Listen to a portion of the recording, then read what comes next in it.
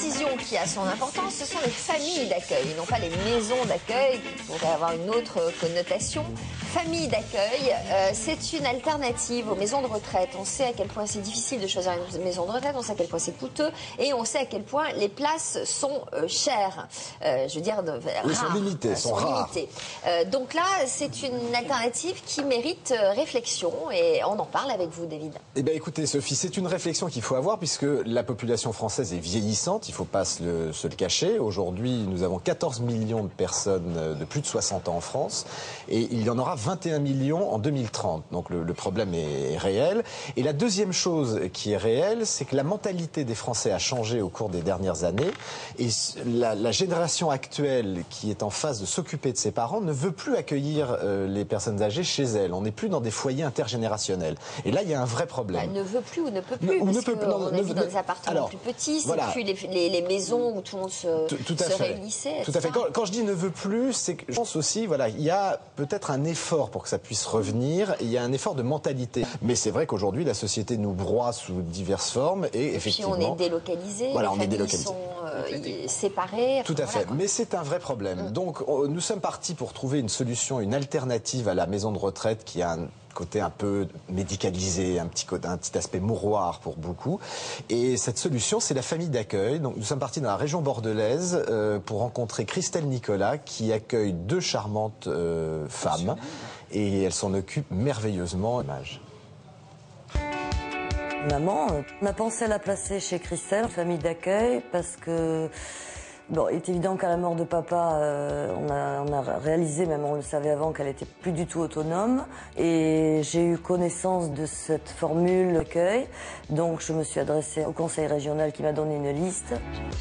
C'est dans cette famille d'accueil que Marie et sa sœur ont placé leur mère Hélène, qui chaque jour a le droit à l'affection de Clara et Dylan au retour de l'école. Ce ne sont pas ses petits-enfants, mais c'est tout comme.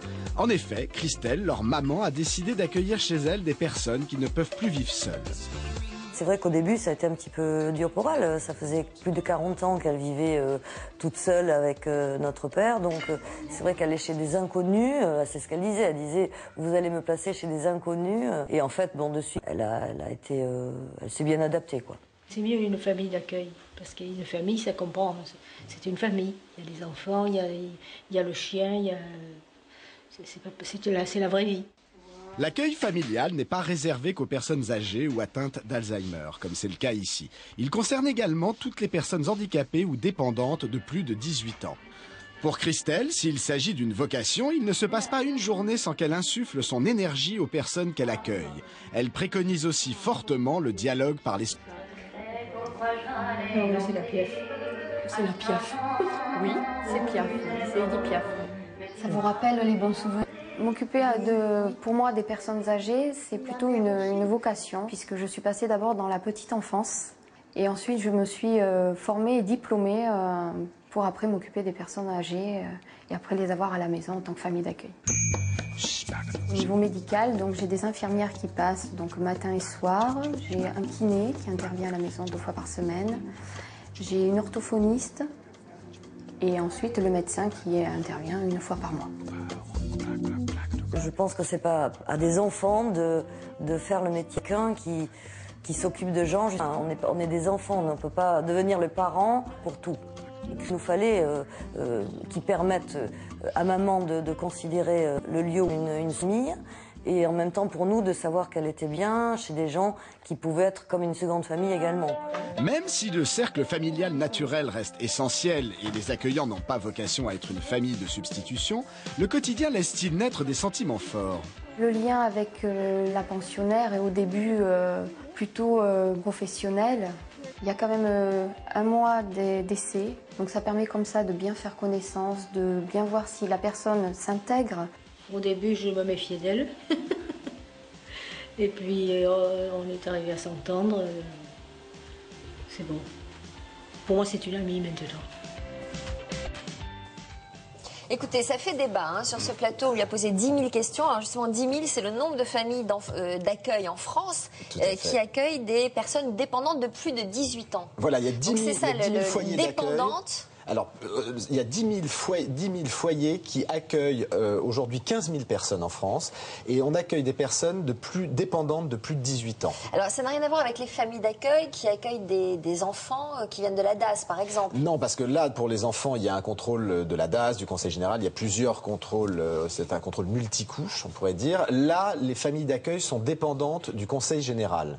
Donc, il y a des gens au Conseil général qui sont préposés à ça, qui viennent visiter les familles, qui font une surveillance. Il y a un vrai travail de fait. Là, par exemple, Christelle Nicolas, chez qui nous étions, a 2 personnes qui sont placées chez elle. Elle attend l'agrément pour une 3e personne. Elle a fait une extension dans sa maison et elle n'est pas sûre de l'avoir. Bon, alors, plein de questions. Évidemment, on se dit, on doit quand même éprouver une sacrée dose de culpabilité de placer ses parents dans une autre famille et de ne pas s'en occuper soi-même. Alors, c'est le vrai fond du problème. Le problème, c'est pas la famille d'accueil, ce sont vraiment des gens merveilleux et je tiens vraiment à insister sur ça. Et ça offre aux personnes âgées, comme c'était le cas présent dans le film, une vraie alternative. Un environnement humain. Un environnement humain. Personnalisé. Il y a des enfants, il y a un chien, il y a une vie de famille, on peut éplucher des pommes de terre. Voilà, au lieu de rester seul ou au lieu d'être beaucoup de personnes âgées. Un numéro dans une maison. Voilà. Et puis on entend beaucoup de personnes âgées. Moi, je trouve ça extraordinaire, de 85, 86 ans, de dire tu vas quand même pas me mettre chez ces vieux. Ça, c'est un truc qu'on entend. Là, il n'y a pas ça, parce qu'on continue d'éplucher, d'aider à la famille, d'éplucher les légumes, d'être utile. Et puis on peut surtout, c'est du sur-mesure. On peut continuer à manger ce qu'on aime. On n'est pas dépendant d'un plat de cantine. Donc voilà. Donc par rapport à ce que vous disiez, effectivement, Sophie, ce qui est le plus important pour les gens qui veulent aller vers cette solution pour leurs parents, c'est d'éviter le sentiment de culpabilité. Il n'y a pas de culpabilité à avoir. Vous pouvez ou vous ne pouvez pas vous occuper de vos parents, ça c'est une première chose. Vous voulez ou vous ne voulez pas vous occuper de vos parents, c'est une deuxième chose par rapport à votre histoire familiale. Ça, on ne peut pas y revenir. Maintenant, la chose importante, c'est qu'effectivement, pour que vos parents soient heureux, il y a une famille d'accueil, il y a une personne dont c'est le métier. Et ça, j'insiste, c'est son métier. La personne qui est l'accueillante, c'est son métier. Donc quotidiennement, elle est formée. En plus, il y a une infirmière. Il y a une infirmière qui vient 2 fois par jour pour donner les médicaments, pour surveiller. Il y a un médecin 1 fois par mois. Il y a un vrai encadrement. Et la personne qui est accueillante fait le travail que vous ne pourriez pas faire en parallèle de votre travail. Parce que vous travaillez, des enfants, voilà. Parce que votre logement est trop petit, pour X raisons. Est-ce que ça revient plus cher qu'un placement dans une maison de retraite ? Ça dépend de la maison de retraite. Ça dépend de la maison de retraite, mais de manière fondamentale, je vais dire que c'est moins cher. Il faut compter à peu près 47 € par jour, ce qui fait à peu près 1443 € par mois. Après, ce chiffre est variable selon le confort de la maison. Là, par exemple. Mais qui fixe les tarifs ? Tout cela dépend du Conseil. Non, que des bonnes questions. Non, que des bonnes questions. Vraiment non, mais il faut qu'on souligne. Que des bonnes questions. De temps en temps, 1 fois par mois, ça c'est quand même sympa. Vous pouvez lui passer la joue d'ailleurs. Mon fils, moi. Voilà, votre fils. Non, le Conseil général surveille extrêmement bien les choses. Maintenant, il y a une chose importante à dire, il n'y a pas de sectorisation. C'est-à-dire, vous n'êtes pas dépendant de votre département ou de votre région. Il y a des régions où les familles d'accueil peinent un peu, donc vous pouvez aller dans le département d'à côté. Maintenant, sur le plan du coût, sur le plan financier, il y a une somme qui a été fixée, mais qui peut dépendre du service proposé. D'accord. Voilà. On se fait comment pour s'inscrire ? Alors, pour s'inscrire, il y a une association qui est très très bien qui s'appelle Famidac. Vous trouverez sur notre site internet. Famidac. On va vous mettre les coordonnées et de toute façon, vous le trouvez sur le site internet. On va prendre Colette en ligne, si vous le voulez bien. Bonjour Colette. Bonjour. Vous appelez d'où, J'ai une Colette ? expérience de 20 ans. Je pense que les choses ont été dites. Tout ce que je voulais dire a été dit d'une façon formidable. Merci. Moi, mon expérience de 20 ans, après un accident, j'ai dû arrêter mon métier de décoration. Et je me suis donc... j'avais une grande maison aménagée pour les chambres d'hôtes, ce qui m'a permis de recevoir des personnes âgées chez moi. C'est beaucoup moins cette solution est moins douloureuse pour les familles, je pense, parce que la personne accueillie arrive comme chez une cousine, on m'habille souvent, et la vie de famille continue. En général, les familles d'accueil sont vraiment se mettent vraiment en accord avec la famille de la personne et ils deviennent amis en général. Ouais, donc il y a beaucoup de culpabilité, je pense. Pour offrir le meilleur service, qu'est-ce que vous en tirez, vous, Colette, humainement ? Parce que j'imagine que quand on fait ça, il faut quand même avoir une certaine vocation et c'est peut-être aussi pour réparer certaines situations familiales, pour prolonger un rapport qu'on n'a plus peut-être avec des parents ou avec des grands-parents. Qu'est-ce que vous en tirez humainement ? Humainement, c'est la plus belle expérience de ma vie parce que j'ai une peur terrible de la maison de retraite et je ne suis pas la seule. Donc j'ai l'impression d'avoir sauvé tous ces gens que j'ai pris parce qu'ils sont très très nombreux, des personnes très très âgées mais toutes à peu près merveilleuses et les familles aussi, ce qui n'est pas toujours le cas. C'est les familles en général qui mettent la zizanie dans les familles d'accueil. C'est les familles. C'est trop dommage parce que nous faisons absolument tout ce que nous pouvons pour les personnes que nous accueillons.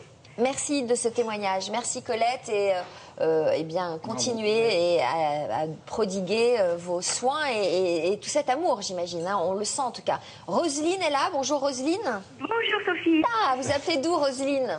Eh bien moi j'appelle d'un petit bourg où j'ai une très grande maison, donc c'est à Aumale. Oui. Dans la Seine-Maritime donc. Oui. Je suis comme Colette, une ex dans la déco, archi d'intérieur, et je marche donc l'année dernière pour une d'accueil que j'ai moi-même eu malheureusement pendant de nombreuses années, 3 ou 4 ans, suite à 2 AVC, je fais très vite, on m'a dit de faire très vite, suite à 2 AVC consécutifs, il a malheureusement fallu qu'elle s'usait, donc elle est maintenant elle est médicalisée, alors effectivement, une très grosse culpabilité, on est presque dans l'abandon. Et comme j'avais, suite à un accident, arrêté ma profession, j'ai, eu l'idée de faire appel au département pour être famille d'accueil. D'accord. Et depuis que vous avez cette expérience, qu'est-ce que vous ressentez? Je n'ai pas d'expérience, justement, parce que mon agrément... Allô? Oui, je vous entends. Je vous prie de m'excuser. Je n'ai malheureusement pas parce que mon agrément vient de m'être refusé. Au bout de 6 mois de concertation. Même pourquoi? Il semblerait que je m'engonce et que je ne présage pas d'un travail en bon partenariat. Donc je trouve ça très fonctionnalisé. Je suis vraiment très déçue. Vous allez continuer peut-être vous allez refaire une demande ou pas? Oui, bien sûr, je souhaite faire, mais bon, un petit peu.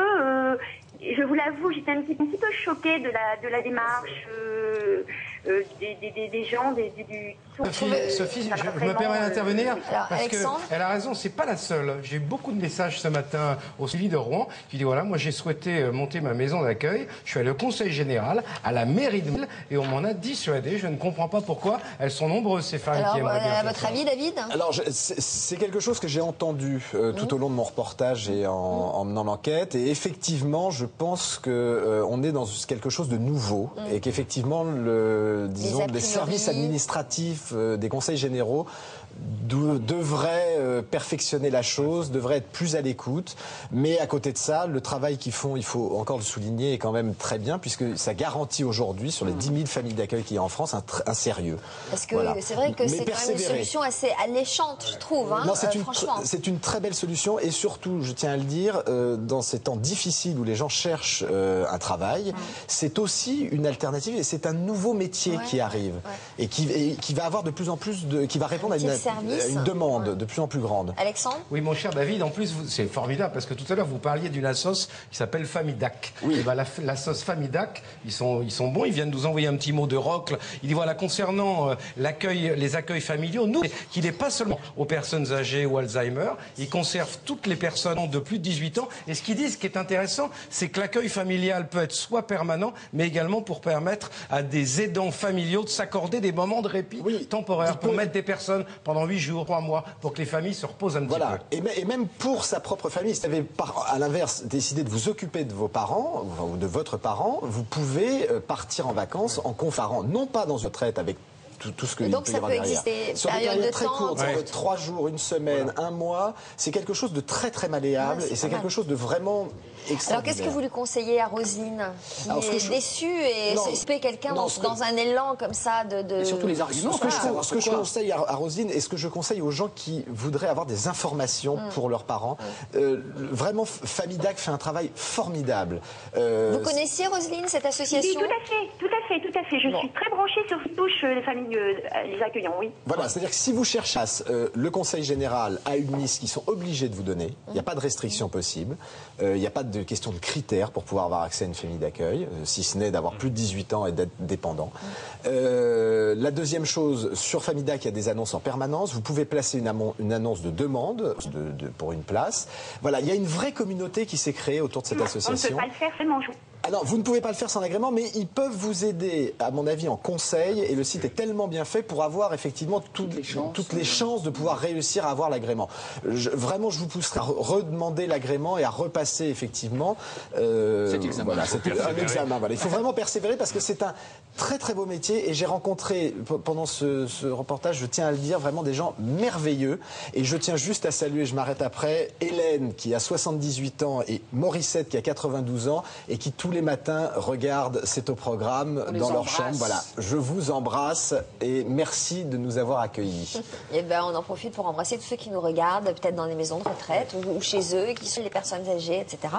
On fait ce qu'on peut pour vous apporter un petit peu de bonne humeur au quotidien.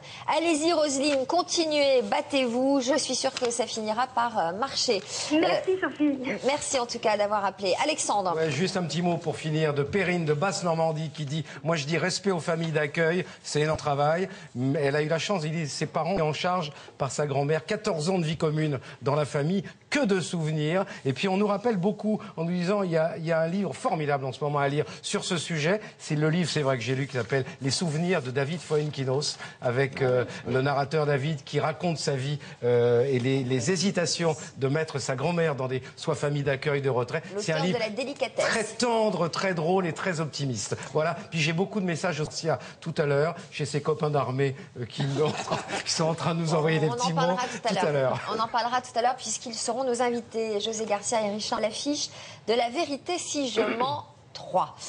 Maison, on va voir aussi peut sauver le commerce de proximité. Les petits commerçants de bouche. Depuis quelques années, on évoque l'explosion